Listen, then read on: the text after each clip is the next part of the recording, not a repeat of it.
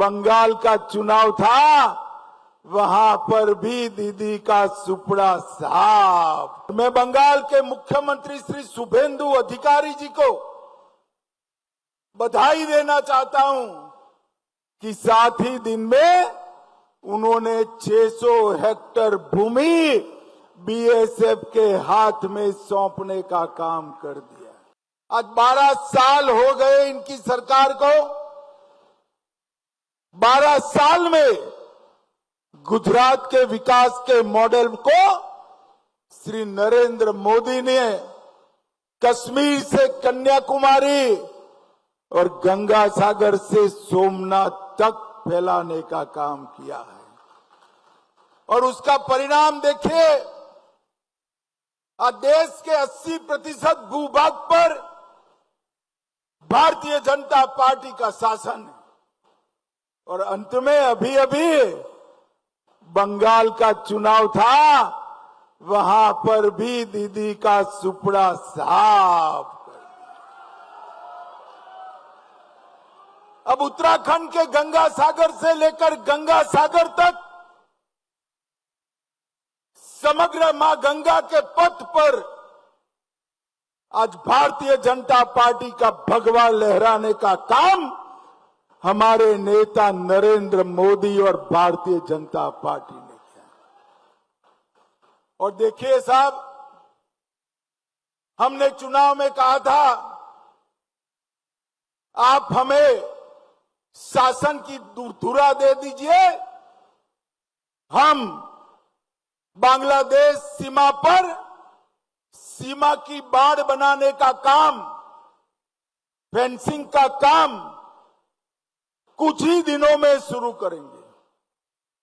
और मैं बंगाल के मुख्यमंत्री श्री शुभेंदु अधिकारी जी को बधाई देना चाहता हूं कि साथ ही दिन में उन्होंने 600 हेक्टेयर भूमि बीएसएफ के हाथ में सौंपने का काम कर दिया। चिकन नेक की भी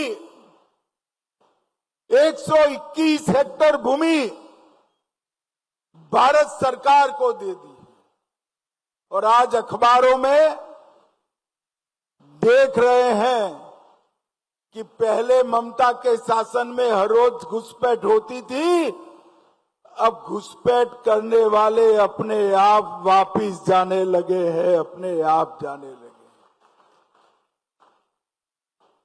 शुभेंदु जी ने, भाजपा बंगाल सरकार ने डिटेंशन सेंटर बनाए हैं, मगर हम सब लोग चाहते हैं कि जो घुसपैठ कर अवैध तरीके से आए हैं वो अपने आप जहां से आए हैं वहां वापिस चले जाए। अगर वो अपने आप चले जाते हैं तो बंगाल सरकार भी उन पर कोई केस नहीं करेगी, जाने के लिए उनकी सहायता भी करेगी।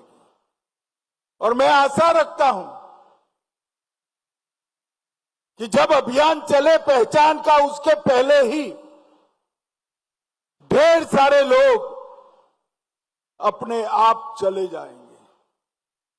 हमारी सरकार का संकल्प है